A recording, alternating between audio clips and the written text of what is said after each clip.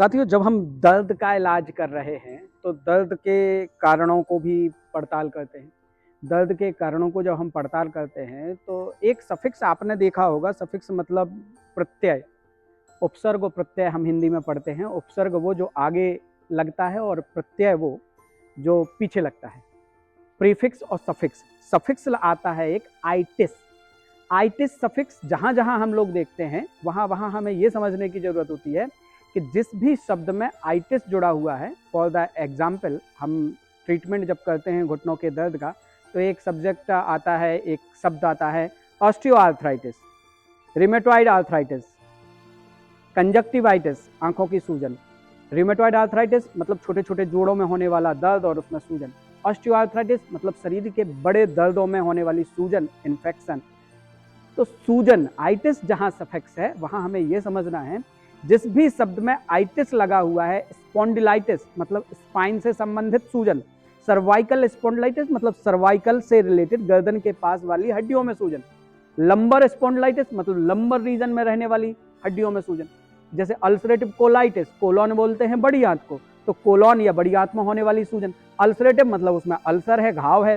तो इन शब्दों को जब हम समझते हैं तो आइटिस सफिक्स में बता रहा हूं कि सूजन, जो सूजन जहां है वहां पर 90% चांसेस होते हैं दर्द के।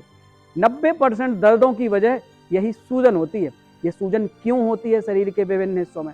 देखो, बार बार जब इन्फेक्शन होता है, सूजन का मतलब है किसी एक जगह पर, 3 शब्द यहां भी हम रखें याद, र्यूमर, कॉलर और डॉलर। र्यूमर मतलब रेडनेस, जहां सूजन होगी वहां लालिमा होगी।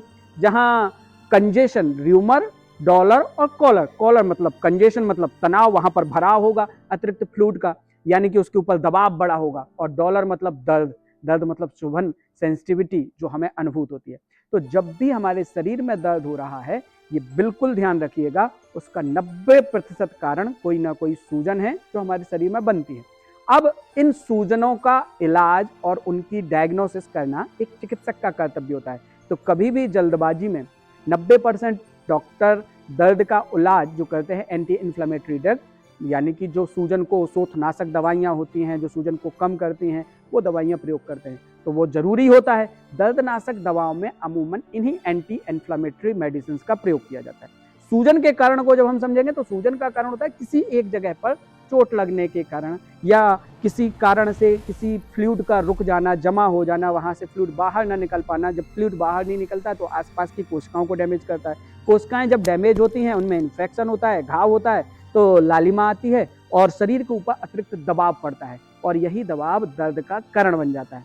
इन दर्दों को ठीक करने के लिए कई बार मालिश जब काम कर जाती है, तो मालिश में हम लोग क्या करते हैं, मालिश में एक्चुअली में नया रास्ता बना देते हैं कि जिन कैपिलरीज में, जिन नसों में फ्लूइड भर गया है या रुक गया है, फ्लो अवरुद्ध हो गया है, तो उस फ्लो को निकाला जा सके। जब फ्लो बाहर निकल जाता है मालिश के थ्रू या अन्य तमाम उपक्रमों के थ्रू, ठंडी सिकाई से, गर्म सिकाई से, तो दर्द में राहत मिलने लगती है। तो आशा है इस एक वीडियो से आपको बहुत सारा डाउट क्लियर हुआ होगा। फिर याद रखिएगा, जहां जहां आपको मेडिकल डायग्नोसिस में आइटिस सफिक्स मिल रहा है, वहां वहां यह आपको वो इशारा करता है कि आपके संबंधित ऑर्गन में या अंग में, संबंधित स्थान में कोई ना कोई सूजन है। उस सूजन की कारण की सही पड़ताल चिकित्सक से मिलकर ही की जा सकती है, और फिर चिकित्सक अपने 90% उपचार में, चाहे होम्योपैथी का हो, चाहे आयुर्वेद का हो, चाहे एलोपैथी का हो, एंटी इन्फ्लेमेटरी ड्रग्स का उपयोग करेगा ही करेगा। एलोपैथिक दवाओं में प्रयोग की जाने वाली एंटी इन्फ्लेमेटरी मेडिसिन कई बार घातक हो जाती हैं अगर वो लंबे समय तक ली जाती हैं। देखो, इमरजेंसी में वो बहुत सहयोगी है, लेकिन जब लंबा उपचार हमको करना होता है तो हमको होम्योपैथी, आयुर्वेद या घरेलू उपाय को महत्व देने की जरूरत है। घरेलू उपायों को या साइड इफेक्ट रहित दवाओं को या उन औषधियों को हम महत्व देते हैं तो यह सूजन शांत होती रहती है और शरीर का दर्द जाता रहता है।